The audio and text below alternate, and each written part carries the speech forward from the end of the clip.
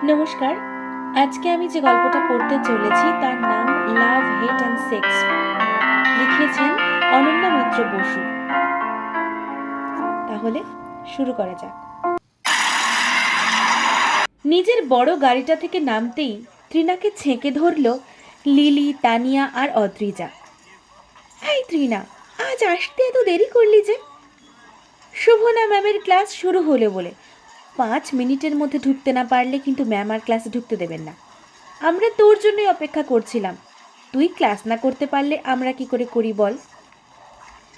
ত্রিনা ওদের কথার কোনো উত্তর না দিয়ে গাড়িটা ঠিকমতো পার্ক হয়েছে কিনা দেখে লম্বা স্ট্রেট করা চুলগুলোকে হাতের আলতো ছোঁয়ায় ঠিক করে নিল। তারপর পাশের সিট থেকে দামি বিদেশি ব্র্যান্ডের ব্যাগ আর সানগ্লাসটা নিয়ে পায়ের স্টিলেটোটায় খটখট আওয়াজ তুলে কলেজের বিল্ডিংয়ের দিকে এগোলো। কিরে, কথার জবাব দিলি না যে? কতক্ষণ ওয়েট করলাম তোর জন্য, আর তুই এমন করে ইগনোর করছিস, ভালো লাগে বল?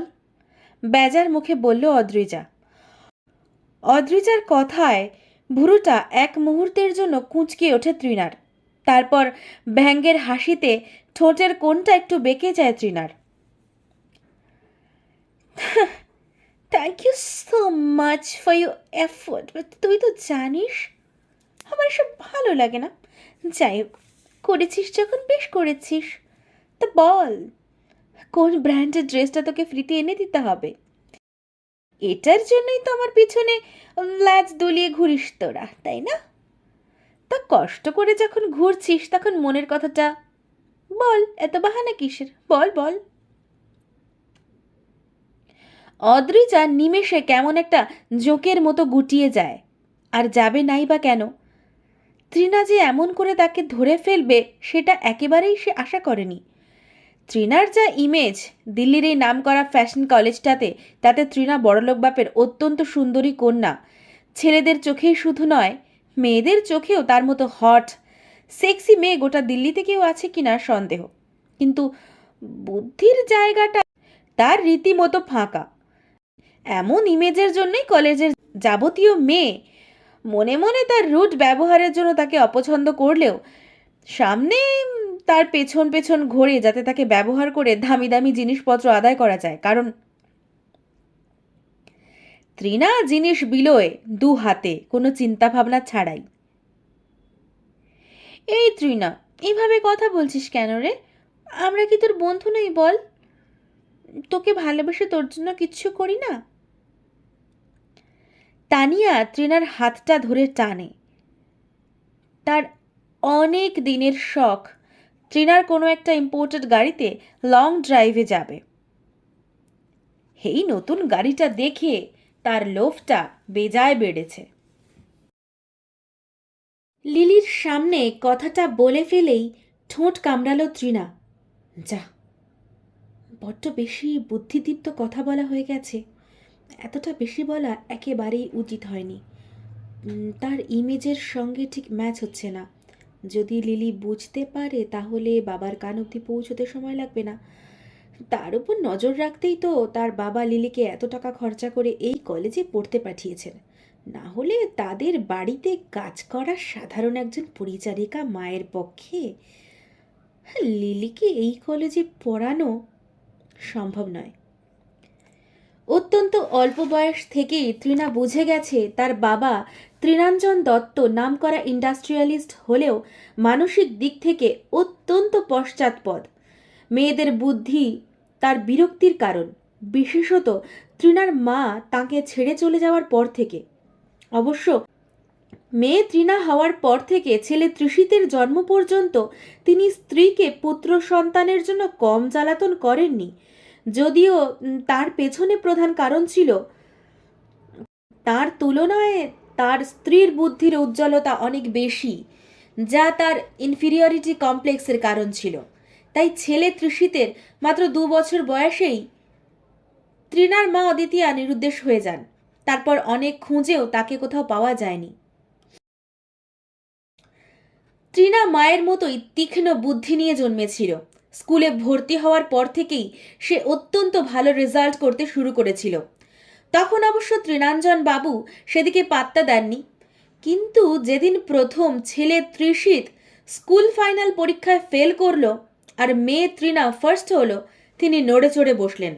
আর সেই নড়ে চড়ে বসার ফলে তৃণার সমস্ত শরীর লাল দাগে ভরে গেল।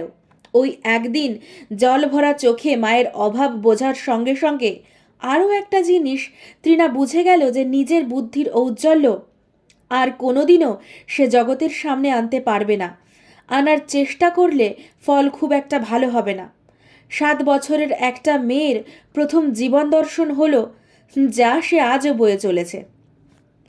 সেই দিনের পর থেকে তৃণার রেজাল্ট উত্তরোত্তর খারাপ হতে লাগলো, আর স্কুলে ডোনেশন বাড়তে লাগলো। সেই সঙ্গে তৃণাঞ্জন বাবুর মুখে হাসি চওড়া হতে লাগলো। তিনি মেয়েকে নিয়মিত গোটা জগতের সামনে ছোট করতে লাগলেন, আর তার আড়ালে তৃণার জন্য আসতে লাগলো দামি দামি আকর্ষণীয় জিনিসপত্র। প্রথম প্রথম কষ্ট হলেও আস্তে আস্তে তৃণা সেই বুদ্ধিহীন সুন্দর পুতুলের জীবনে অভ্যস্ত হয়ে উঠতে লাগলো। মুখের উপর আরও চওড়া হতে লাগলো মেকআপের মুখোশ। তৃণাঞ্জন বাবু অবশ্য এত কিছুর পরেও তৃণার উপর পুরোপুরি খুশি হতে পারেননি, কারণ তৃষিত তার চাহিদা পূরণ করতে পারেনি। বড় লোকের বখাটে বকে যাওয়া ছেলের মতোই বড় হচ্ছে। তাই দিন দিন স্ত্রী অদিতিয়ার কথা মনে করে তৃণার উপরে তার সন্দেহ বাড়তে থাকে। ফলে তৃণার সঙ্গে যুক্ত হয় লিলি। তাই এখন লিলির সামনে সামান্যতম বুদ্ধির পরিচয়ও তৃণার এতদিনের মুখোশ খুলে দিতে পারে। খানিকটা ভেবেই সেজন্য তৃণা নিজের কথাটা ঢাকতে হঠাৎ করে সবাইকে চমকে দিয়ে কেমন একটা বোকার মতো হেসে ওঠে। কি রে, এমন করে হাসছিস কেন? কি আবার হলো? লিলি এবার একটু বিরক্তিকর মুখে বলল। মন থেকে তৃণাকে সে একেবারেই পছন্দ করে না, কিন্তু দায়ে পড়ে তাকে সহ্য করতে হয়, না হলে এত বড় কলেজে পড়ার টাকা উঠবে কিভাবে? তৃষিতেরও কাছাকাছি থাকা যাবে না। কবে কোন কাল থেকে তৃষিতের সঙ্গিনী হবার স্বপ্ন দেখছে সে, আর সেটার জন্য তৃণার সাহায্য বেশ জরুরি। তাই বেশিরভাগ সময়ই সে তৃণার সঙ্গে মিষ্টি মুখে ব্যবহার করে। কিন্তু আজ সকালেই সে তৃষিতের ঘর থেকে অন্য একটা মেয়েকে বেরোতে দেখেছে, তাই রাগের চোটে তৃণাকে রুক্ষভাবে কথাটা বলে ফেলে। হাউ ডিয়ার ইউ লিলি, তুমি এভাবে আমার সঙ্গে কথা বলতে পারো না। আমার সঙ্গে তুই তুকারি করার সাহস তোমাকে কে দিল? ভুলে যে না আমি কে। নিমেষে তৃণার হাসি মুখটা কঠিন মুখোশের আড়ালে ঢাকা পড়ে যায়। তো কি হয়েছে বলতো তুই? এসে থেকে কেমন একটা করছিস যেন। তোকে তো চেনাই যাচ্ছে না। করণের সঙ্গে কিছু হয়েছে নাকি কাল? রাত ভালো কাটেনি নাকি? করণ তো বেডে দুর্দান্ত। তাহলে? লিলি কিছু বলার আগেই তানিয়া অন্য কথা বলে প্রসঙ্গ ঘোরাতে চেষ্টা করে। শোভনা ম্যাডামের ক্লাসে তো আর ঢোকা যাবে না, লেট হয়েই গেছে। এখন এখানে বেকার অশান্তি করে লাভ নেই। তানিয়ার কথায় মুখটা ফের কুঁচকে যায় তৃণার। ও, তার মানে করণের সঙ্গে ওর, না হলে জানলো কি করে? অসম্ভব রাগে মাথাটা জ্বলে যায় তার, কিন্তু সঙ্গে সঙ্গে নিজেকে সামলে নেয় সে। চল লং ড্রাইভে যাই, আজ আর কলেজ করতে ইচ্ছে করছে না, যেতে যেতে সব বলবো। সবাই হই হই করে আনন্দে চড়ে বসে তৃণার ইম্পোর্টেড গাড়িতে। তানিয়ার মুখে হাসি তো দেখার মতোই, অদ্রিজার মুখেও খুশির হাসি। শুধু লিলি গম্ভীর, সে ভালো করে তৃণাকে মাপছে শুধু। তৃণা গাড়িটা স্টার্ট দিয়ে কিছু দূর নিয়ে গিয়েই অ্যাক্সিলেটরে চাপ দেয় রাগের মাথায়, আর ঠিক সেই মুহূর্তে গাড়ির সামনে চলে আসে রঙ্গনা। বড় গাড়িটাকে হঠাৎ নিজের দিকে বেশ জোরে ধেয়ে আসতে দেখে কেমন একটা হকচকিয়ে গেল রঙ্গনা। কি করবে বুঝে উঠতে পারল না, এমনকি সরে যাওয়ার কথাও মাথায় এলো না। তৃণা অ্যাক্সিলেটরের থেকে পা সরিয়ে ব্রেকে সর্বশক্তি দিয়ে ব্রেক চেপেও গাড়িটা থামাতে পারল না। গতি কমতে কমতেই গাড়িটা ছুটল রঙ্গনার দিকে। ভেতর থেকে সরে যাওয়ার জন্য চিৎকার করতে লাগলো তানিয়া আর অদ্রিজা, কিন্তু রঙ্গনা স্থাণুর মতো দাঁড়িয়ে যেন ধাক্কা খাবার জন্যই অপেক্ষা করতে লাগলো। রঙ্গনা যখন সরল না তখন ভয়ে চোখ মুখ বুজে ফেলল অদ্রিজা তানিয়া। তৃণা মন স্থির করে স্টিয়ারিংটা ঘোরালো, আর রঙ্গনা যখন না সরে ভয়ে কাঠ হয়ে দাঁড়িয়ে রয়েছে, ঠিক সেই সময় তাকে একটা হ্যাঁচকা টানে সরিয়ে নিল আর একটা ছেলে। গাড়িটা গিয়ে সজোরে ধাক্কা মারল গাছের পাশে। বনেটটা বেঁকে ঘুটিয়ে গেল নিমেষে। পুরো ব্যাপারটা চুপ করে দেখল লিলি। তার মুখে একটা কঠিন হাসি ফুটে উঠল কয়েক মুহূর্তের জন্য। সে চুপ করে তাকিয়ে রইল তৃণার দিকে। তৃণা কোনো দিকে পাত্তা না দিয়ে দরজা খুলে নামল। তারপর খুঁড়িয়ে খুঁড়িয়ে চলল রঙ্গনা আর সেই ছেলেটার দিকে। তারা তখন কোনো রকমে মাটি থেকে উঠেছে। রঙ্গনার হাতের বেশ খানিকটা কেটে তখন রক্তাক্ত। কলেজে কি গাড়ির ধাক্কা খেতে আসো নাকি ন্যাকামো করতে আসো বুঝি না। গাড়িটা আসছে দেখেও হাঁ করে তাকিয়ে থাকার মানেটা কি সেটা বোধগম্য হলো না। ছেলেটা রঙ্গনার দিকে তাকিয়ে রুক্ষভাবে বলে, আমি বলছি এরা কি করতে কলেজে আসে আমার এ ব্যাপারে ভালো আইডিয়া আছে। এরা আসে ইচ্ছাকৃতভাবে গাড়ির সামনে দাঁড়িয়ে চোট পেয়ে টাকা আদায় করতে। কিন্তু এখানে ব্যাপারটা সেরকম হবে না বুঝলে। আমার গাড়ি ওর জন্য ড্যামেজ হয়েছে, so I need my compensation. তৃণার সুন্দর মুখটা ভাবলেশহীন। রঙ্গনার মুখটা যে যন্ত্রণায় কুঁকড়ে যাচ্ছে সেটা যেন তার চোখেও পড়ল না। অস্বাভাবিক রুক্ষ কথায় আরও হকচকিয়ে যায় রঙ্গনা। হাতের ব্যথায় রীতিমতো কাবু হয়ে গেছে সে। তার মধ্যে একটু সাহায্যের বদলে সবার সামনে এমন কঠিন ব্যবহারে তার কেঁদে ফেলার উপক্রম। যদিও রঙ্গনা একদমই সেই দুর্বল ফুলের মতো নরম মেয়ে নয়, এবং বরং ঠিক তার উল্টো। ছোট থেকেই স্কুল, বাড়ির আশেপাশে সবাই তার ক্ষুরোধার রসনাকে ভয় পেয়ে এসেছে। কখনো কোনো রকম অন্যায় বা অবিচারকে সে সহ্য করেনি, বরং প্রতিবাদ করেছে বিনা দ্বিধায়। কিন্তু এই কলেজে ভর্তি হবার পর থেকেই কেন যে এমনটা হচ্ছে, সব কিছুতেই সে কেমন একটা জড়ভরত হয়ে উঠেছে, নিজেই বুঝতে পারছে না। অত্যন্ত নিম্নবিত্ত পরিবারের মেয়ে রঙ্গনার আসলে এই কলেজে পড়তে আসার কথাই ছিল না। বাপ মা মরা রঙ্গনা তার দিদার কাছে বড় হয়েছে। বাবা মাকে তার মনেও পড়ে না। দিদা লোকের বাড়িতে কাজ করে বস্তির একটা জরাজীর্ণ ঘরে তাকে যেভাবে বড় করেছেন, সেখানে ওই কলেজটা তার কাছে নেহাতি স্বপ্নের দুনিয়া, যেটাকে ছোঁয়ার কথাও রঙ্গনা ভাবতে পারে না। পেরেছে শুধুমাত্র নিজের অস্বাভাবিক ভালো রেজাল্ট আর মেধার জোরে। এই কলেজে প্রত্যেক বছর সারা দেশ থেকে একজন মেধাবী অথচ দরিদ্র ছাত্র বা ছাত্রীকে নির্খরচায় পড়ার সুযোগ দেওয়া হয়। রঙ্গনা অনেক সাহসে বুক বেঁধে সেই পরীক্ষায় বসে নিজের জায়গা দখল করে নিয়েছিল এখানে পড়ার জন্য। কিন্তু এখানে আসার পর থেকে তার মনে হচ্ছে সিদ্ধান্তটা বোধহয় ভুল হয়েছিল। এটা ঠিক তার জায়গা নয়। স্পেশাল কোটার স্টুডেন্ট বলেই প্রথম দিন থেকে এখানকার উচ্চবিত্ত পরিবারের ছেলে মেয়েদের হেনস্থার শিকার হয়েছে রঙ্গনা। কারণে অকারণে তিতিবিরক্ত করা হয়েছে তাকে, কিন্তু কোনো প্রতিবাদ করতে পারেনি সে। সত্যি কথা বলতে রঙ্গনা আসলে ভীষণ ভীতু। চিরকাল সে নিজের অভাব আর লড়াইকে লোকচক্ষুর অন্তরালে রাখতে প্রতিবাদে মুখর হয়েছে, যাতে কেউ তাকে অবজ্ঞা করতে না পারে। আর কিছু না পেয়ে অভাবটাকেই সে নিজের অহংকার করে তুলেছিল এতদিন ধরে। কিন্তু এখানে আসার পর সে বুঝতে পারছে আস্তে আস্তে সেই অহংকারের জায়গাটাও যেন কোথাও হারিয়ে গিয়েছে, তাকে নিঃস্ব করে তুলেছে। Hey, Tree, what happened? Why are you so angry? Just chill, babe. এই মেয়েটার কাছ থেকে তুই তোর ইম্পোর্টেড গাড়ি সারানোর টাকা তুলবি। এই ব্যাহেনজির তেল চিটে নোংরা কাপড় চোপড় দেখে তোর সেটা মনে হচ্ছে ও দিতে পারবে? আর তুই ছেড়ে দে, আমি ওর হয়ে টাকাটা দিয়ে দিচ্ছি নে। আরেকটি ছেলে পাশ থেকে হাসতে হাসতে কথাগুলো বলতে বলতে এগিয়ে আসে। কারণ তুই এখানে ক্লাসে যাসনি? অদ্রিজা অবাক হয়ে প্রশ্ন করে। আমি আবার কবে থেকে ক্লাস শুরু করলাম রে? তুই পারিসও বটে অদ্রি। যা হোক ছাড়। এই তুই আমার কার্ডটা রাখ।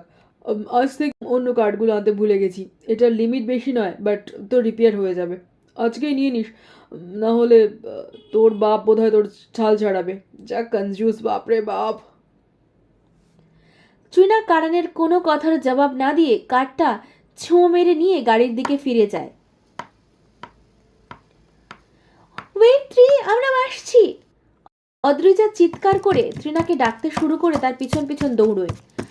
অগত্যা তাকে অনুসরণ করে তানিয়া আর লিলিও। ওরা চলে যেতে হতভম্ব রঙ্গনার একদম কানের কাছে নিজের মুখটা নিয়ে যায়। হে babe, meet me after college. Sharp 6:30. Nearest CCD. If you feel any problem, just call me. নিজের একটা কার্ড রঙ্গনার হাতের মধ্যে ঢুকিয়ে দিয়ে সামান্য হাতটা কোচলে বেরিয়ে যায় কারণ। ছেলেটা কে রে, বড্ড ফটর ফটর করছিল।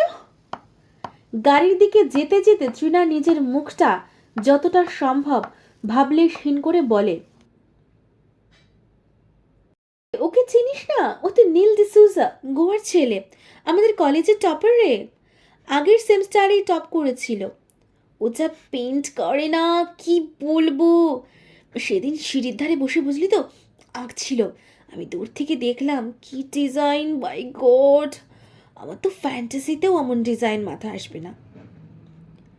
ওই কিছু একটা করবে লাইফে দেখিস, আমরা শুধু আঙুল চুষবো। কল কলিয়ে ওঠে অদ্রিজা। তার অনেক দিনের নজর নীলের উপর, কিন্তু নীল ফিরেও দেখে না তার দিকে। আজ তাই সুযোগ পেয়ে নীলের কথা বলতে বেশ আত্মশ্লাঘব অনুভব করল সে। আজরে, তুই না বড্ড বাজে বকিস সব ব্যাপারে। আমি কি ওকে বিয়ে করবো বলেছি যে এরকম চিকুজি কুষ্টি দিচ্ছিস ওর? আমার সামনে দাঁড়িয়ে ওই হাঁ ঘরে মেয়েটাকে নিয়েই পড়ে রইল। একটু গ্রিট পর্যন্ত করলো না। সেটাই আশ্চর্য লাগলো, তাই জিজ্ঞেস করলাম। ছাড়, তোরা যা করবি কর, আমি আগে গাড়িটাকে সারতে যাই। ট্রিনা হনহনিয়ে উঠে যায় গাড়িতে।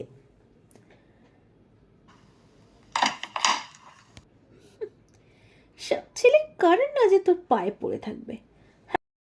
এমন কি তুই যে তোকে দেখলেই গ্রিট করতে হবে?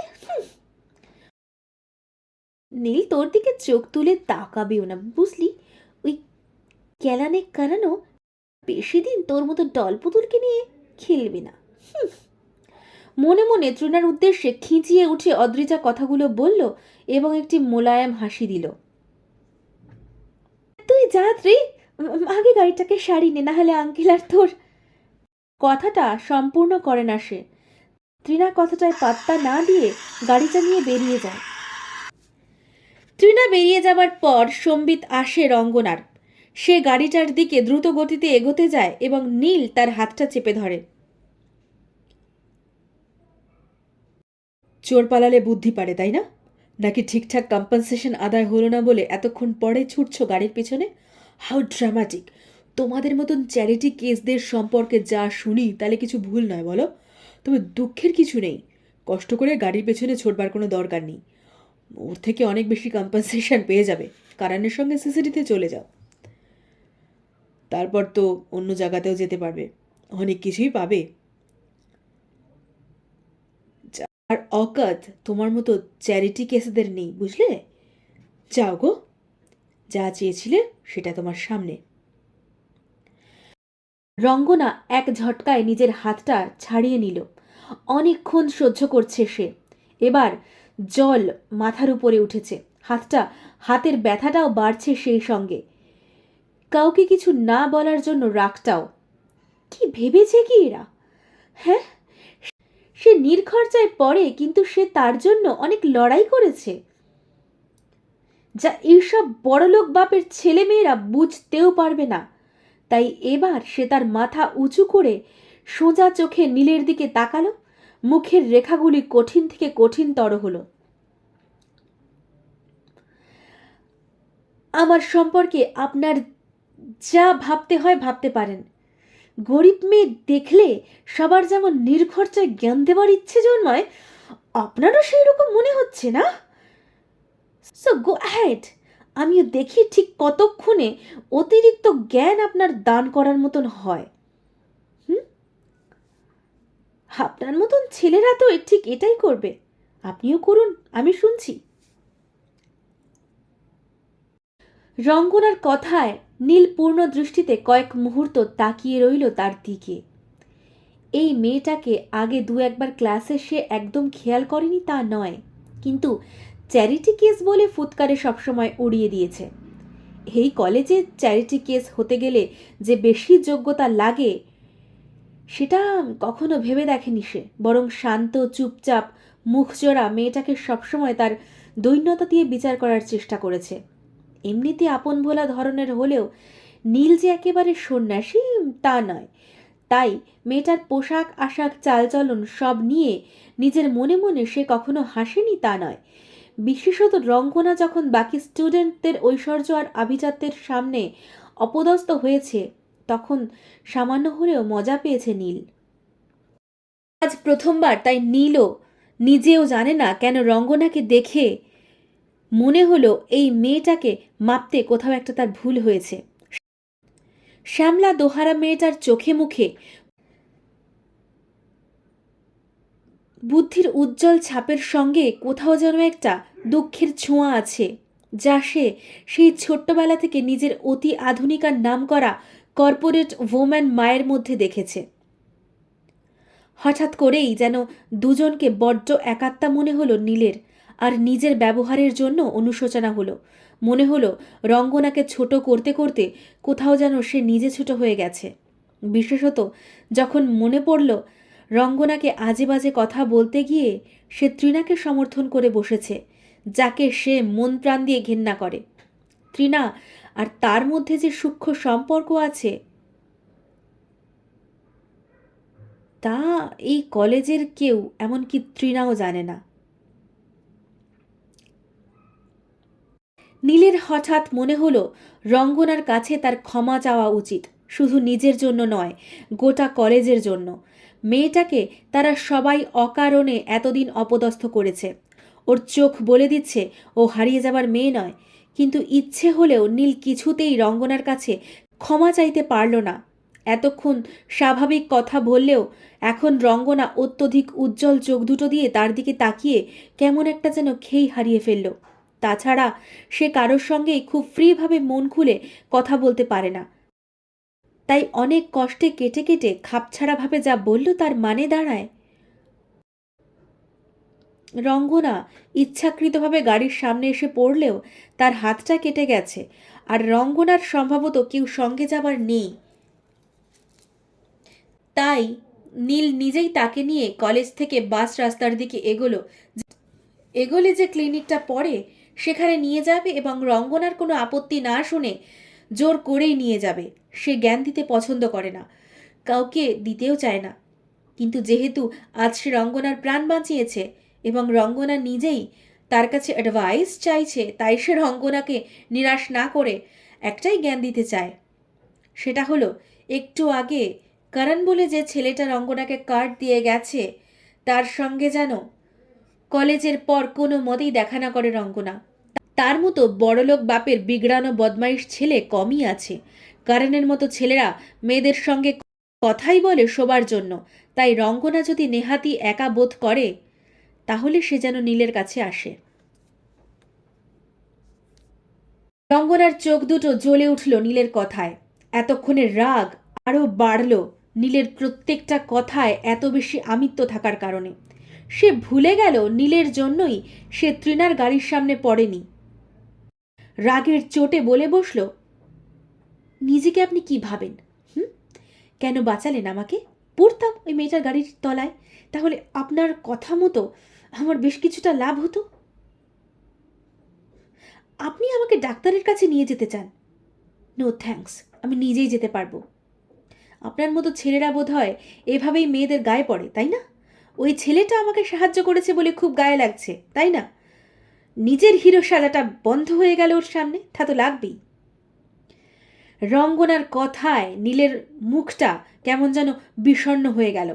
তারপর কোনো কথা না বলেই সে উল্টো দিকে হাঁটা দিল। সে মেয়েদেরকে ঠিক বুঝতে পারে না, ওদের সঙ্গে কথাও বলে না, দূরত্ব বজায় রেখে চলে সবসময়। তাই আজ হঠাৎ একটা কথা বলে ফেলে নিজেরই খারাপ লাগলো। তাছাড়া তার এই কলেজে পড়তে আসার নিজস্ব কারণ এবং লক্ষ্য আছে, যা সে এইসবের জন্য নষ্ট হতে দিতে চায় না একেবারেই।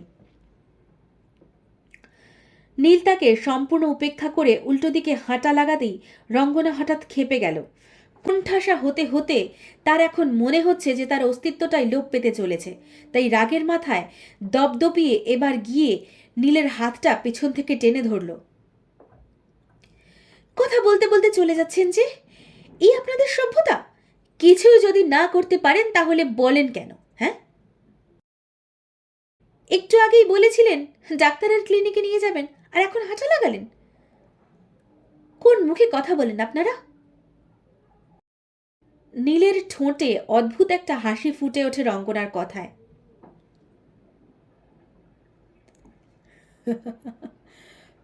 তুমি একটু ভাবো তো তুমি ঠিক কি চাও।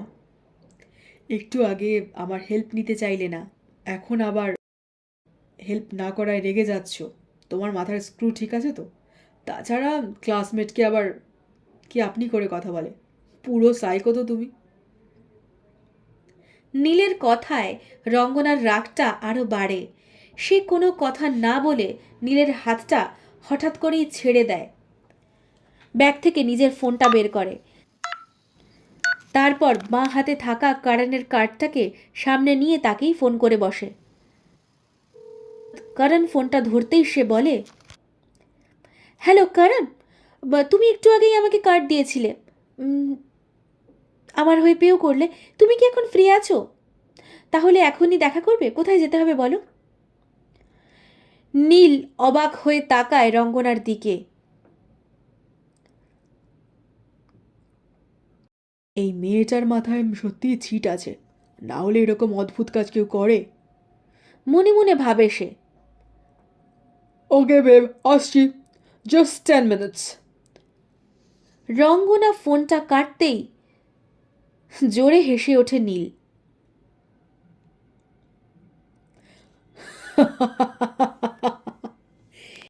এই তো মামুনির বুদ্ধি হয়েছে, সঠিক জায়গায় হিট করতে পেরেছে। আমি তো এতক্ষণ এটাই বোঝাচ্ছিলাম, সঠিক জায়গায় হিট করতে হয়। এনিওয়ে, আমি চললাম, আমার কাজ আছে। পরে না হয় তোমার সঙ্গে কারানের কি হলো সেটা শুনবো। রঙ্গনাকে হতবাক করে দিয়ে নীল বড় বড় করে পা ফেলে সেখান থেকে চলে যায়। What the fuck is going on? করণের ব্যাপারটা কি হচ্ছে? ও নিজেকে ভাবছেটা কি? কাল রাতে ওর সঙ্গে ফিজিক্যালি ইন্টিমেট না হতে চাওয়াতেই কি ও আজ আমাকে ছোট করতে ওই মেয়েটার সঙ্গে ওরকম মাখামাখি করছিল? ও কি আমাকে জেলাস ফিল করাতে চায়? ওর কি মনে হয়, ওর কি করে মনে হলো যে ওই রকম একটা বেহেনজি টাইপসের নোংরা জামা কাপড় পরা মেয়ের কাছে তৃণা দত্ত জেলাস ফিল করবে? তাও আবার করণের জন্য। How silly! গাড়ি চালাতে চালাতে নিজের মনেই কথাগুলো বলে হাসার চেষ্টা করে তৃণা, কিন্তু কিছুতেই হেসে উঠতে পারে না। কিছু একটা যেন খচখচ করে ওঠে তার মনে। বিরক্ত তৃণা গাড়িটা একটা সার্ভিস সেন্টারে ড্রপ করে সেখান থেকে বেরোয় ঘন্টাখানেক বাদে। প্রথমেই মনে হয় বাড়িতে ফোন করে একটা গাড়ি আনানোর কথা, কিন্তু তারপরেই মনে পড়ে বাবার কঠিন ঘৃণাভরা মুখটার কথা। ভাই প্রত্যেকদিন একটা গাড়ি ভাঙলেও তার বাবা কিচ্ছু বলবেন না, কিন্তু তাকে ইম্পোর্টেড গাড়ি দিলেও গাড়িতে একটা আঁচড় লাগলেও তিনি হাজারটা কথা শোনাতে ছাড়বেন না। কারণ তিনি তৃণাকে বহুবার ড্রাইভার নিয়ে যেতে বলেছেন। মেয়ের নিজে ড্রাইভ করা ব্যাপারটা তার একদম অপছন্দের কারণ, কিন্তু তৃণা এই একটা ব্যাপারে কোনোভাবেই তার কথা শুনতে নারাজ। অনেক চড়থাপ্পড় আর গালিগালাজের পরেও তৃণাকে তিনি রাজি করাতে পারেননি, কারণ তৃণা কখনোই চায়নি ড্রাইভারের মাধ্যমে তার বাবা গোয়েন্দাগিরি করুন। রাস্তায় বেরিয়ে তৃণার বেশ অসহায় মনে হয় নিজেকে। এভাবে গাড়ি ছাড়া রাস্তায় চলাফেরার অভ্যেস তার একেবারেই নেই। তার উপর পায়ের স্টিলেটোটা ভীষণ অসুবিধাজনক, তাই বেশ কিছুক্ষণ চুপ করে দাঁড়িয়ে রইল সে। তারপর যখন পাটা টনটন করে উঠল, তখন বাধ্য হয়েই একটা ট্যাক্সি ডেকে তারপরে উঠে পড়ে সে। উঠে পড়ার পর তার হঠাৎ মনে হয় যাবে কোথায়। খানিকক্ষণ ভাবনা চিন্তার পরে সে আশ্রয় অনাথাশ্রমে যাওয়ার সিদ্ধান্ত নেয়। অনেক দিন ওখানে যাওয়া হয়নি। অনেক দিন আগে ছোটবেলায় একবার তৃণা ওর ন্যানি চঞ্চলার কাছে শুনেছিল ওর মা নিয়মিত যেতেন ওই অনাথাশ্রমে এবং ওখানকার বাচ্চাদের সাহায্য করতেন। এই নিয়ে তৃণাঞ্জন বাবুর সঙ্গে তার নিয়মিত ঝামেলা হতো। একটু বড় হবার পর থেকেই তাই তৃণা সুযোগ পেলেই চঞ্চলার সঙ্গে চলে যেত সেখানে। মনে হতো মায়ের ছোঁয়া আছে একটা সেখানে। তারপর নিজেই কখন সেখানকার পরিবেশ আর বাচ্চাগুলোকে ভালোবেসে ফেলেছিল নিজেই বোঝেনি। বিশেষত চঞ্চলা বছর দুয়েক আগে কাজ ছেড়ে হঠাৎ গায়েব হয়ে যাওয়ার পর থেকে তৃণার এই জায়গাটার প্রতি আকর্ষণ বেড়েছে, কারণ তার অজান্তেই চঞ্চলা নিজের স্নেহময়তা দিয়ে তার মায়ের জায়গাটা দখল করে নিয়েছিল। এখানে আসলে তৃণার মনে হয় দুই মায়ের স্পর্শই যেন এখানে ছড়ানো রয়েছে। যেমন ভাবা তেমন কাজ। ঘুরে ঘুরে একগাদা জিনিস কেনাকাটা করে তৃণা পৌঁছয় আশ্রয়ে। ট্যাক্সি থেকে নামতে তাকে দেখেই বাচ্চাগুলো আনন্দে ছুটে আসে তার দিকে, কিন্তু তৃণা বেশ হকচকিয়ে যায়, কারণ বাচ্চাগুলোর পেছনে যে মানুষটা দাঁড়িয়ে আছে তাকে একেবারেই আশা করেনি সেখানে সে। বড়লোক বাপের বিগড়ানো হরেক রকম নেশায় মুদ হয়ে থাকা ছেলে ঐশিক যে আশ্রয়ের মতো জায়গায় আসতে পারে সেটা ছিল তৃণার কল্পনারও বাইরে। তৃণা ঐশিককে একবার ভালো করে মেপে নিয়ে ট্যাক্সি থেকে জিনিসপত্রগুলো নিয়ে নামতে শুরু করে। বাচ্চাগুলো আনন্দে কলরব করে ওঠে তাদের দিদিকে আসতে দেখে। ছুটে আসেন আশ্রয়ের কর্ত্রী বিদিশা ম্যাডাম এবং জনা কয়েক কর্মী। তৃণা তাদের সাহায্যে সমস্ত জিনিসগুলো ভেতরে নিয়ে যায় এবং বাচ্চাদের মধ্যে বিলোতে আরম্ভ করে। ঐশিক এক পাশে দাঁড়িয়ে চুপচাপ ব্যাপারটা দেখতে থাকে, কোনো কথাও বলে না, সাহায্যেও এগিয়ে আসে না। জিনিসগুলো বিলি হয়ে যাওয়ার পর সে বাচ্চাদের ডাকে, এই আয়, আমাদের খেলা কিন্তু মাঝখানেই পড়ে আছে। আমি জিতেছি বলে এমন করে খেলা ছাড়লে কিন্তু আর কখনো খেলবো না। আমি তোদের সঙ্গে খেলার জন্য ছটফট করছি আর তোরা চকলেটের লোভে আমার সঙ্গে খেলছিস না। হুম। সে ঠিক বাচ্চাদের মতোই ঠোঁট ফোলায়। বাচ্চাগুলোই শুধু নয়, উপস্থিত সবাই, এমনকি তৃণাও ফ্যাক করে হেসে ফেলে ঐশিকের মুখভঙ্গি দেখে। ঐশিক অবশ্য সেটাকে বিশেষ পাত্তা দেয় না, ফের ডাকে, কিরে আয়। তার ডাকে বাচ্চাগুলো সামনের খোলা চত্বরটায় গিয়ে ফের খেলা শুরু করে।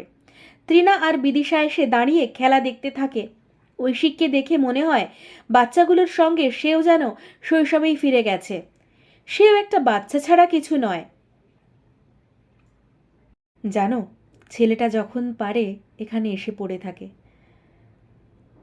দেখতে এমনিতে বড্ড হাসি খুশি, কিন্তু কেমন একটা যেন অদ্ভুত দুঃখ লুকিয়ে আছে ওর মধ্যে, যাও কাউকে বলতে পারে না, নিজের মধ্যে সব লুকিয়ে রাখে।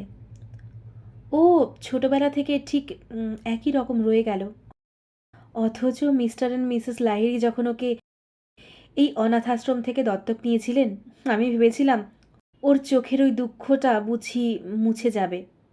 ওনাদের স্নেহ ভালোবাসায় ওর বিষণ্ণ চোখ দুটো আবার উজ্জ্বল হয়ে উঠবে। কিন্তু জানি না কেন ওনারা আজও ওর চোখের সেই বিষণ্ণতা দূর করতে পারলেন না, বরং দিন দিন যেন আরও বাড়ছে। ওকে জিজ্ঞেস করলে কিছু বলে না, হেসে উড়িয়ে দেয়। বড্ড চাপা স্বভাবের ছেলে তো। বিদিশা একটা দীর্ঘশ্বাস ফেললেন।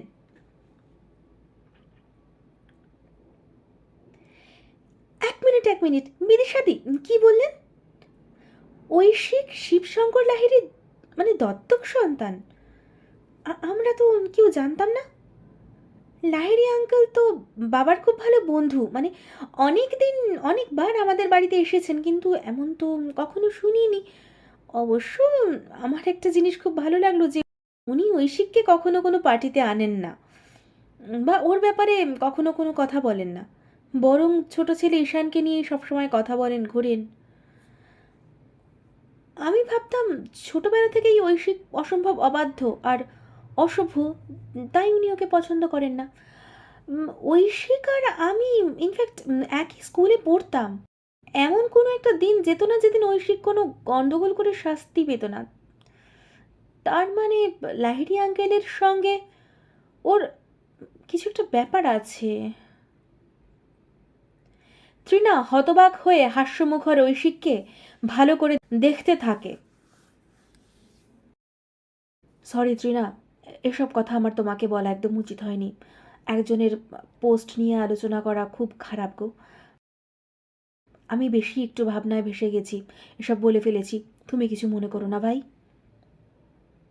ছেলেটাকে ছোট থেকে দেখছি তো, ওর কষ্ট দেখলে আমার খুব কষ্ট হয়, তাই আর কি। যাই হোক, আমি যাই। তুমি কিন্তু এত কিছু কষ্ট করে এনে দিয়েছো, ভালো করে বাচ্চাগুলোকে খাওয়াবো আজকে। রোজ রোজ তো আর ভালো মন্দ ওদের খাওয়াতে পারি না। আজ দেখি, আমি না দেখলে ওই বাচ্চাগুলোর সামনে খাবারটুকুও চুরি যাবে, বুঝলে? এখন যাই তৃণা, তুমি ওদের সঙ্গে সময় কাটাও, খেয়ে যেও কিন্তু। তুমি ওদের সঙ্গে খেলে আমার খুব ভালো লাগবে। ওদের তো কেউ নেই, কিছু নেই, ওরা ভালোবাসার কাঙাল গো। একটু সামান্যতেই ওরা বড় খুশি হয়। বিদিশাদি চলে যাবার পরে পায়ে পায়ে সে এগোয় সেখানে যেখানে ঐশিক বাচ্চাগুলোর সঙ্গে খেলছিল। কিরে, আমাকে তোদের সঙ্গে খেলতে নিবি? আমার সঙ্গে কেউ খেলে না। তৃণা হেসে বলে বাচ্চাগুলোকে, দিদি আমাদের সঙ্গে খেলবে তুমি? তুমি তো কখনো খেলো না। তুমি কি আমাদের সঙ্গে বল নিয়ে ছোটাছুটি করতে পারবে? একটা 10-11 বছরের মেয়ে এদিকে এগিয়ে এসে বলল, দেখ পারি কি না। তোরাও তো খেলতে ডাকিস না আমাকে, একটু ভালোবাসিস না তোরা আমাকে। টিনা একটা মন খারাপের ভঙ্গি করে, তারপরে জোরে হেসে ফেলে।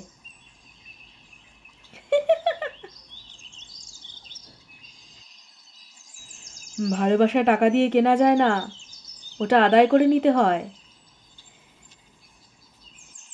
এরকম দামি ফ্যাশনে ভরা ড্রেস আর স্টিলেটো যেখান থেকে টাকার গরম ছিটকে বেরোচ্ছে, সেখানে যে আন্তরিক ভালোবাসা আসবে না সেটাই স্বাভাবিক নয় কি? কদিন অন্তর এসে এককারি জিনিসপত্র নিয়ে বাচ্চাদের মন অন্তত জয় করা যায় না। তাদের সঙ্গে মিশতে গেলে তাদের মতো মাটিতে নামতে হয়, চাঁদে বসে থাকলে হয় না। ট্রিনার কথার উত্তরে ঐশিক অন্যদিকে তাকিয়ে কথা বলে। ট্রিনা কিন্তু সোজাসুজি তাকায় ঐশিকের দিকে, ভালো করে যেন মাপতে থাকে। কিরকম একটা ময়লা অদ্ভুত ধরনের জামা, উস্কো খুস্কো চুল, আর খালি পায়ে ঐশিককে ভীষণ সরল, সাধাসিধে আর মাটির মানুষ মনে হচ্ছে, যাকে একেবারে মন দিয়ে ছুঁয়ে ফেলা যায়। অথচ কলেজে ওই ঐশিকের ট্রেন্ডি জামাকাপড়, সানগ্লাস, দামি ঘড়ি আর মাদকে ভরা অন্য এক চেহারা দেখে তৃণা অভ্যস্ত।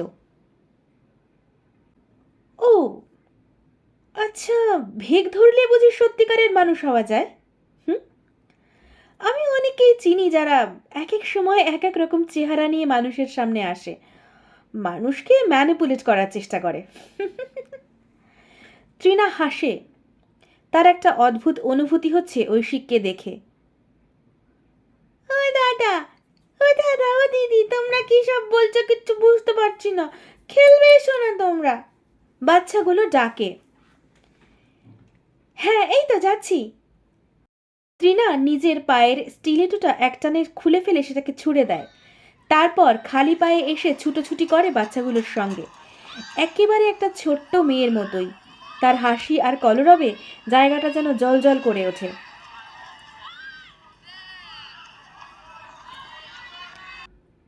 ঐশিক খেলায় যোগ দিতে পারে না, একপাশে চুপ করে দাঁড়িয়ে বাচ্চাগুলোর সঙ্গে তৃণার ছুটোছুটি দেখতে থাকে এক দৃষ্টে। তার চোখে হঠাৎ করেই একটা মুগ্ধতার কাজল লাগে। তৃণাকে সে অনেক ছোটবেলা থেকেই চেনে, একই স্কুলে পড়েছে। তৃণার বিবর্তন সে নিজেই চোখে দেখেছে, কিন্তু কখনো তৃণার এই রূপটা সে দেখেনি। চিরকাল সে তৃণাকে একজন সুন্দরী, নির্বোধ, টাকার গরমে উত্তেজিত একটা মেয়ে হিসেবেই দেখে চোখ সইয়ে নিয়েছে। সবসময় মনে হয়েছে মেয়েটার মধ্যে কোনো সরলতা নেই, রুক্ষ, কর্কশ, অপ্রীতিকর একটা চরিত্র। কিন্তু প্রথমবার তার মনে হলো তৃণার ব্যাপারে যা সে এতদিন ভেবে এসেছে সবটা হয়তো ঠিক নয়। তার মতো তৃণাও নিজের অসভ্যতার আড়ালে জগতের কাছ থেকে নিজের সরলতাকে লুকিয়ে রাখতে চায়। কি হলো? কি দেখছিস এমন করে? আগে আমাকে দেখিসনি মনে হচ্ছে, নতুন দেখলি নাকি? নাকি আমাকে এভাবে দেখে এতদিন পরে প্রেমে পড়েছিস? যদি পড়িস তাহলে কিন্তু চাপ নেই, আমি কিছু মাইন্ড করব না। তোকে দেখে কলেজের অনেক মেয়েই পাগল। সে তুই যদি আমার প্রেমে পড়িস ব্যাপারটা তো বেশ ইন্টারেস্টিংই হবে। ঐশিককে চুপ করে অপলকে তার দিকে তাকিয়ে থাকতে দেখে তৃণা খেলা ছেড়ে হাসতে হাসতে এগিয়ে আসে। তৃণার কথায় গালটা লাল হয়ে ওঠে ঐশিকের। সে ফের মুখটা অন্যদিকে ঘুরিয়ে নেয়, গম্ভীর গলায় বলে, তুই কি সবসময় এরকম বাজে বকিস? দেখে তো মনে হয় না। তাহলে এখন কেন বলছিস এসব? ভুলে যাস না তুই কোথায় আছিস আর কাদের সঙ্গে আছিস। তুই গাড়ি এনেছিস? রোদটা চলে গিয়ে আকাশটা কি সুন্দর মেঘলা হয়েছে দেখেছিস? আমার এরকম মেঘলা দিন ভীষণ ভালো লাগে জানিস। তৃণা ঐশিকের কথার উত্তরে এতটাই অপ্রত্যাশিত কথা বলে যে ঐশিক রীতিমতো চমকে যায়। তোর মাথায় ছিট আছে সেটা আমার আগেই মনে হয়েছিল, কিন্তু তুই যে বদ্ধ উন্মাদ সে কথা আমি জানতাম না। কি সবচেয়ে বলে যাচ্ছিস তুই নিজেই বুঝে বলছিস তো? ঐশিক বিরক্ত স্বরে বলে, কেন? কি আবার উল্টোপাল্টা বললাম? তুই গাড়ি এনেছিস কিনা জানতে চাওয়ার সঙ্গে উন্মাদের সম্পর্কটা কি বুঝলাম না তো। তৃণা বেশ অবাক হওয়ার ভঙ্গিতে বলে, তুই একটু আগে কি বললি তুই নিজে ভাব, আর তারপর আমার কথার উত্তরে কি বলবি সেটাও মনে কর, তাহলেই সবটা বুঝতে পারবি। আমার গাড়ি আনার সঙ্গে মেঘলা আকাশের কি সম্পর্ক সেটা তো আমি বুঝতেই পারি না। ঐশিকের বিরক্ত ভাবটা বাড়ে। তুই বুঝি আমার প্রেমে পড়ার কথাটা সিরিয়াসলি নিয়েছিস? আমি তো মজা করছিলাম।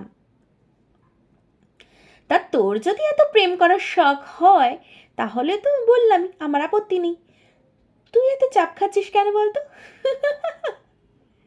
তৃণা খিলখিল করে হেসে ওঠে। আশেপাশে থাকা তুলনামূলকভাবে একটু বড় ছেলেমেয়েরাও জোরে হেসে ওঠে। তাদের দেখা দেখি ছোটগুলো না বুঝেও হাসে। জায়গাটাতে নিমেষে যেন হাসির ফোয়ারা ছিটকে ওঠে। তোর সঙ্গে কথা বলাই বৃথা। এত কি করে বাজে বকিস তোরা মেয়েরা কে জানে। ছাড়, বাদ দে। গাড়ির কথা কেন জিজ্ঞেস করছিলি সেটা বল। ঐশিক মুখ লাল করে বলে, আমার সঙ্গে যখন কথা বলা বৃথা তখন বলছিস কেন রে? হ্যাঁ, মেয়েদের সম্পর্কে এত কথা জানলি কি করে? কটার সঙ্গে শুয়েছিস? তৃণা ডান চোখটা টেপে, উফ চেনা, বাড়াবাড়ির একটা সীমা থাকা উচিত। তুই কিন্তু অসভ্যতার মাত্রা ছাড়িয়ে যাচ্ছিস এবার। তোর সঙ্গে আমার এতটাও ঘনিষ্ঠতা নেই যে তুই এরম একটা জায়গায় আমাকে এই ধরনের প্রশ্ন করতে পারিস। গাড়ির কথা কেন জিজ্ঞেস করছিলি সেটা বল। আরে তুই কি আর কি বুঝিস না? আচ্ছা রামগরুরের ছানা তো তুই, এত রাগ করছিস কেন? বাড়াবাড়ি আর অসভ্যতা কোনোটারই মাত্রা হয় বলে তো শুনিনি, বুঝলি হাতা গঙ্গারাম? আচ্ছা, এবার তোর অত্যন্ত গুরুত্বপূর্ণ প্রশ্নের উত্তর দি। গাড়ির কথা জিজ্ঞেস করছিলাম কারণ আমি ট্যাক্সিতে এসেছি। কলেজে গাড়িটা এক জায়গায় ঢুকে দিয়েছি, তাই সার্ভিসিং সেন্টারে দিতে হয়েছে। তুই গাড়ি আনলে তোর গাড়িতে লিফট নেব।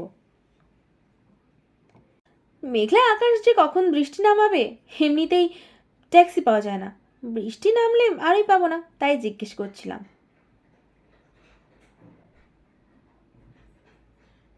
বিদিশাতে খেয়ে যেতে বলেছেন, কিন্তু তার জন্য তো সময় লাগবে। তুই গাড়ি আনলে ওয়েট করবো, নাহলে এক্ষুনি বেরিয়ে যাবো। সেজন্যই জিজ্ঞেস করা, তোর সঙ্গে ইলপ করার জন্য নয়। তৃণা ফের হাসে।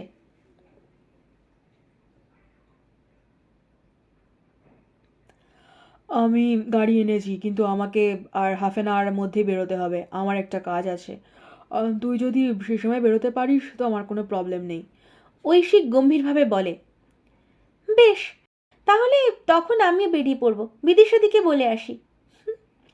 তৃণা মৃদু হাসে। চল আমিও যাই। তৃণার সঙ্গ নেয় ঐশিকও।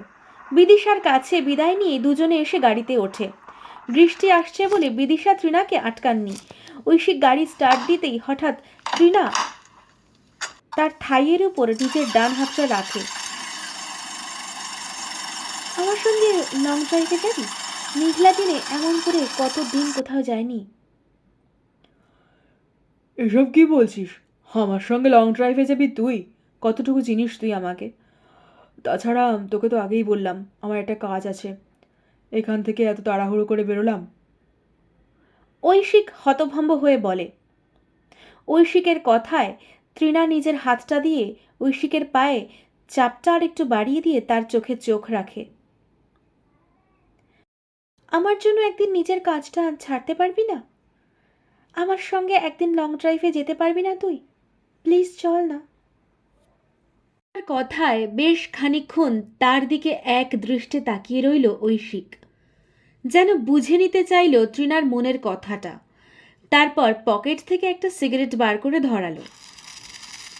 কোথায় যাবি? গাড়ির কাঁচটা নামিয়ে দিয়ে চালাতে শুরু করলো সে।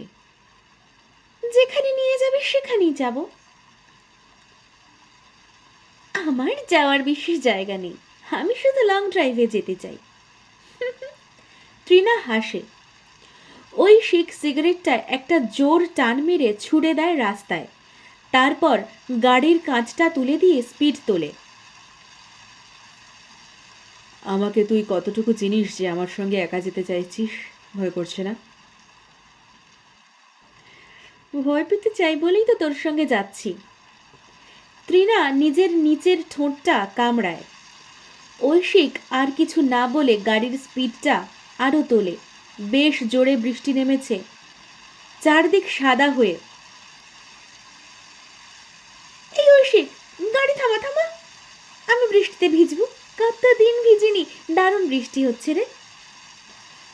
শুরু হলো তো ন্যাকামো। এই বৃষ্টিতে এত উচ্ছ্বসিত হবার কি আছে আমি বুঝি না। আকাশে থাকলে তখন সব কিছুই ভালো লাগে, তাই না? বৃষ্টিতে ভিজতে হলে ভিজতেই পারিস, কিন্তু আমার গাড়িতে আর ওঠা যাবে না। সিট ভিজে বরবাদ হলে সারানোর ক্ষমতা আমার নেই। শোন তৃণা, সবার তো আর তোর বাপের মতো অগাধ টাকা থাকে না। লাহিড়ী আঙ্কেল রাস্তার ভিখিরি বলে তো জানতাম না। আমি তো জানতাম আমার বাপের মতন তোর বাপেরও প্রচুর টাকা। তাহলে আমি ভুল জানতাম, তাই তো? শিবশঙ্কর লাহিড়ীর একটা কানাকুড়িও আমার জন্য নয়। ওটা ওনার ছেলে ঈশান লাহিড়ীর। আমার জন্য শুধু ওনার লাহিড়ীর সারনেমটাই আছে, নাথিং এলস। এই গাড়িটা আমার নিজের টাকায় কেনা, তাই এটা নিয়ে কোনো ফালতু ঝামেলা আমার পোষায় না। তোর নিজের টাকায় কেনা? বাবা, কি করিস তুই? নিজের গাড়ি কেনার টাকার মতো টাকা তোর হাতে আছে? আমাকে বল, আমিও করবো। কি রে ঐশিক, বল না। তুই বৃষ্টিতে ভিজতে চাইছিলিস না, যা ভেজ গিয়ে। তবে গাড়ির সিট বরবাদ হলে দামটাও কিন্তু তুই দিবি। তখন কিন্তু বাজে গল্প চলবে না। ঐশিক গাড়িটা রাস্তার পাশে দাঁড় করিয়ে দেয়। সব ব্যাপারে টাকার কথা তুলিস কেন রে? নিজে রোজগার করে গাড়ি কিনে ফেললি আর আমার কাছে, মানে একটা মেয়ের কাছে টাকা চাইছিস। তৃণা নাটুকে গলায় বলে। তুই ভিজবি না গাড়ি স্টার্ট দেবো? উফ, আচ্ছা অনরোম্যান্টিক ছেলে তুই। বেশ, তোর গাড়ির সিট সারানোর সব দায় আমার।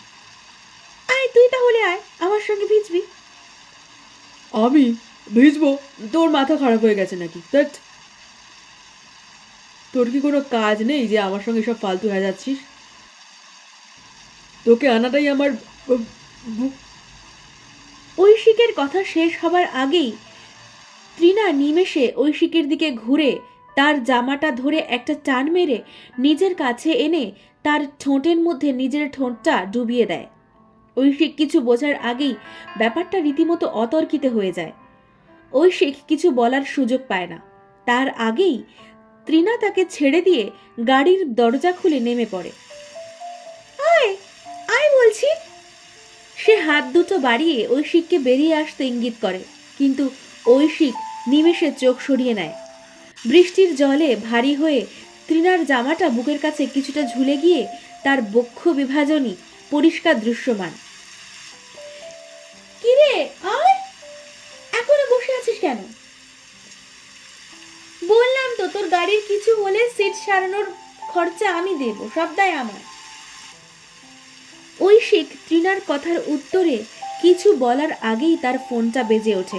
ঐশিক পকেট থেকে আইফোনটা বার করে রিসিভ করতেই ফোনের ওপাশ থেকে ভেসে আসে একটা কর্কশ পুরুষ কণ্ঠস্বর। শালাখানকির ছেলে, শরীর বেচে টাকা নেওয়ার সময় তো সাবিত্রীপনা পেছনে গুঁজে নিতে পারিস। তাহলে এখন টাকা নিয়ে তো নেকামি কিসের রে? ম্যাডাম হাফ অ্যান আওয়ার হয়ে গেল বসে আছেন তোর জন্য, আর তোর দেখা নেই। টাকা নিয়ে এখন ক্লায়েন্টে ঝোরাচ্ছিস। শোনবে, আধ ঘন্টার মধ্যে যদি ম্যাডামের ওখানে না পৌঁছোস তাহলে তো ছাল ছাড়াবো, আমি বলে রাখলাম। ক্লায়েন্টের সঙ্গে কোনো রকম নখরা এই শর্মা কিন্তু পছন্দ করে না। এক্ষুনি চলে যা। উনি ভীষণ টর্চার করেন দীপক ভাইয়া, গায়ে রীতিমতো ব্যথা করে দেন। ওনাকে আমি স্যাটিসফাই করতে পারবো না ভাইয়া। ঐশিক দুর্বল গলায় বলে। আপনি টর্চার করেন মানে? টর্চার করার জন্যই তো অত বেশি করে টাকা দেন। তাহলে তোর মতো 2 পয়সার জিগলোকে পার সেশন 20,000 কে দেয় রে? আর কথা বাড়াস না। টাকা নেওয়া হয়ে গেছে, এখন যাওয়া ছাড়া তোর গতি নেই। অতই যখন ফুলের শরীর, তাহলে শরীর বেচার লাইনে কেন বাপ? টাকা হাত পেতে নিতে তো কষ্ট হয় না। যা যা যা, আমার আর সময় নষ্ট করিস না। যত ম্যাডামকে বসিয়ে রাখবি টর্চার বাড়বে, মনে রাখিস। তখন কিন্তু পেমেন্ট নাও বাড়তে পারে। ফোনটা কেটে যায় কথাগুলো শেষ হতেই। ফোনটা রেখে কয়েক মুহূর্ত গুম হয়ে বসে রইল ঐশিক। মুখের রেখায় রেখায় অগণিত পরিবর্তন হয়ে গেল সেই কয়েক মুহূর্তেই। তারপর চোয়ালগুলো শক্ত হয়ে উঠল আস্তে আস্তে। মনকে শান্ত করল সে ধীরে ধীরে। 2 বছর আগে পরিবারের উপর রাগে নিজের ইচ্ছে সে এই পথে পা বাড়িয়েছিল। আজ যতই অনিচ্ছে হোক না কেন, সেই পথে তাকে চলতেই হবে। ফেরার কোনো পথ নেই। আজ থেকে 15 বছর আগেই যে ঐশিকের জীবনের দিশা পরিবর্তন হয়ে গেছে, সেটা এখন ঐশিক বুঝতে পারে। নিজের বায়োলজিক্যাল পেরেন্টকে দেখার সৌভাগ্য বা দুর্ভাগ্য যাই হোক না কেন, কোনোটাই হয়নি ঐশিকের। তাদের কথা মনেও পড়ে না তার। বিদিশার কাছেই সে শুনেছে আশ্রয় অনাথাশ্রমের সামনেই মাত্র 4 মাসের ঐশিককে রাতের অন্ধকারে কেউ ফেলে রেখে চলে যায়। তারপর আইন কাঠখড় পুড়িয়ে আশ্রয়তেই জায়গা পায় ঐশিক। তারপর থেকে ভবিষ্যতের তেমন কোনো পরিষ্কার আশা ছাড়াই বড় হচ্ছিল ঐশিক। কিন্তু পরিবর্তন আসে তার 4 বছর বয়সে, যখন দিল্লির নামকরা বিজনেসম্যান শিবশঙ্কর লাহিড়ী এবং তার স্ত্রী নবনীতা লাহিড়ী ঐশিককে দত্তক নেন। বিয়ের পর 8 বছরেও সন্তান না আসায় লাহিড়ী দম্পতি ঐশিককে দত্তক নিয়েছিলেন। ফলে ঐশিকের আদর ছিল মাত্রা ছাড়া। সে যখন যা চাইতো, যখন যা বলতো, নিমেষে তা পালন হতো, এমনকি কোনো কোনো ক্ষেত্রে বলার আগেও। কিছুই না পাওয়ার জীবন থেকে রাতারাতি সম্পূর্ণ সব পেয়েছির জীবনে এসে খুব তাড়াতাড়ি সেই জীবনে অভ্যস্ত হতে শুরু করলো ঐশিক। কিন্তু তার জীবনে এলো আবার একটা পরিবর্তন। আরও 5 বছর বাদে নবনীতা লাহিড়ী সন্তান সম্ভবা এবং ঐশিকের 10 বছর বয়সে জন্ম হলো ঈশান লাহিড়ীর। এবং নতুন করে মোড় ঘুরল ঐশিকের জীবনের। যে ঐশিককে চোখে হারাতেন লাহিড়ী দম্পতি, সেই হঠাৎ তাদের চোখের বিষ হয়ে উঠল, বিশেষত শিবশঙ্কর লাহিড়ীর কাছে। তিনি যেন দু চোখে আর দেখতে পারলেন না ঐশিককে। শুধুমাত্র লোকের সামনে ভালো সাজতে ঐশিককে বাড়ি থেকে বের করে দিলেন না তিনি। নবনীতাও ঐশিককে খুব ভালো নজরে দেখতেন যে তা নয়, তবে খারাপ ব্যবহার করতেন না। আসলে ঈশান আর তার বহির্জগতের আকর্ষণ ছেড়ে ঐশিকের দিকে তাকানোর বিশেষ সময় তার ছিল না। অত্যন্ত অবহেলা আর অনাদরে সময়ের সঙ্গে সঙ্গে বড় হচ্ছিল ঐশিক। ঈশানের প্রতি পক্ষপাতিত্ব সেই ছোট বয়স থেকেই তার মনের ভেতরে গিয়ে আঘাত করত। কিন্তু মার আর আশ্রয়চ্যুত হবার ভয়ে সে সবটাই মুখ বুঝে হজম করত আর কাঁদত সবার আড়ালে। ঐশিকের মনের ভেতরে তাই শিবশঙ্কর আর নবনীতা লাহিড়ীর ওপর অভিমান আস্তে আস্তে প্রচণ্ড রাগ আর বিতৃষ্ণায় পরিণত হয়েছিল, যা ফেটেছিল 2 বছর আগে, যখন সে পালক পিতা শিবশঙ্করের কাছে ফ্যাশন ডিজাইনিংয়ের কোর্স করার আবেদন জানিয়ে প্রত্যাখ্যাত হয়েছিল। শিবশঙ্কর পরিষ্কার জানিয়ে দিয়েছিলেন তিনি ঐশিকের পড়াশোনার জন্য অকারণ খরচা করতে পারবেন না। তার যাবতীয় প্রপার্টির ওপর ঈশানের অধিকার, ঐশিকের নয়। তাই ঐশিকের জন্য খরচ করে ছেলের অধিকারে তিনি কিছুতেই ভাগ বসাবেন না। শিবশঙ্করের উপর রাগে ঐশিক এতটাই ক্ষিপ্ত হয়ে উঠেছিল যে তাকে আঘাত করার নিত্য নতুন উপায় খুঁজে যাচ্ছিল। চরম ডিপ্রেশনের শিকার ঐশিক এক বন্ধুর হাত ধরে প্রথমে রকমারি অবৈধ নেশার জগতে প্রবেশ করে। প্রথমে যা কিছু সামান্য ছিল তাই দিয়ে নেশা করত, তারপর আস্তে আস্তে ধারে কেনা এবং শেষে সেই ঋণের বোঝার চাপে ড্রাগ প্যাডলার দীপক শর্মার হাত ধরে জিগলোর রঙিন দুনিয়ায় প্রবেশ তার।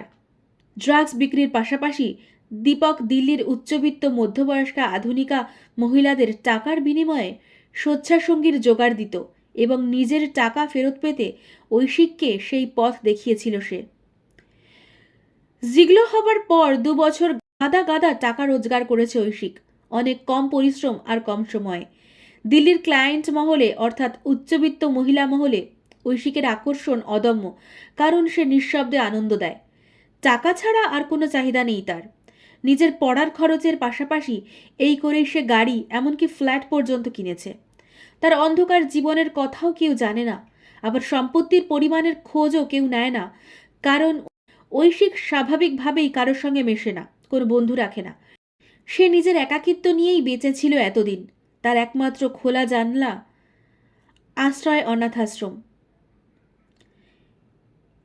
এই কি রে, আয় না, আর কত সাধতে হবে রে তোকে? এবার কি পায়ে ধরতে হবে নাকি রে? ত্রিনা বাইরে থেকে ডাকে। তার দিকে তাকিয়ে বুকের ভেতরটা কেমন একটা করে ওঠে ঐশিকের। ত্রিনার ডাকে সম্বিত ফিরে পায় ঐশিক। তার কথার কোনো উত্তর না দিয়েই চোখের চশমা আর হাতের ঘড়িটা খুলে রেখে গাড়ি থেকে লাফ দিয়ে নামে সে। নিমেষে তুমুল বৃষ্টিতে ভিজে যায় সে, কিন্তু তাতে একটুও পাত্তা না দিয়ে সোজা গিয়ে দাঁড়ায় ত্রিনার সামনে। ত্রিনা ভিজে চুপচুপে, ভেজা চুল আর গাল বেয়ে জলের রেখাগুলো নিচে নামছে। বৃষ্টি ধোয়া একটা স্নিগ্ধতা তার যাবতীয় রূঢ়তা আর উদ্ধত ভাব সরিয়ে দিয়ে ভেতরের নরম সরল মেয়েটাকে বার করে আনছে। ঐশিক যেন কয়েক মুহূর্তের জন্য মুগ্ধ হয়ে গেল। ঐশিকের মুগ্ধতা নজর এড়ালো না ত্রিনারও। সে একটু যেন অবাক হয়ে তাকালো ঐশিকের দিকে। এই প্রথম সে খেয়াল করলো ঐশিকের কটা চোখ কেমন একটা নীলচে আভা খেলা করছে। সে বেশ অবাক হলো, এটা তো আগে খেয়াল করেনি সে। এতদিন দেখছে, কিন্তু কোনোদিন কেন এভাবে সে ঐশিকের চোখ দুটোতে খেয়াল করেনি? এই চোখ তো নজর পড়ার কথা। এমন চোখ তো সাধারণত ভারতীয়দের হয় না, ইউরোপিয়ানদের হয়। তাহলে কি ঐশিকের রক্তে মিশেল আছে? সে কি তেমন কারোর? কিন্তু কিভাবে? ত্রিনা নিজের যাবতীয় লজ্জা এবং সংকোচ ভুলে ঐশিকের চোখ দুটোকে আরো ভালোভাবে দেখার জন্য তার আরো কাছে এগিয়ে গেল। আর তখন তার খেয়াল হলো ঐশিকের চুলগুলো সবসময় কপালের ওপর এমনভাবে ফেলা থাকে যে তার চোখ দুটো ভালো করে খেয়াল করা যায় না। তাছাড়া তার চোখে থাকে চশমা।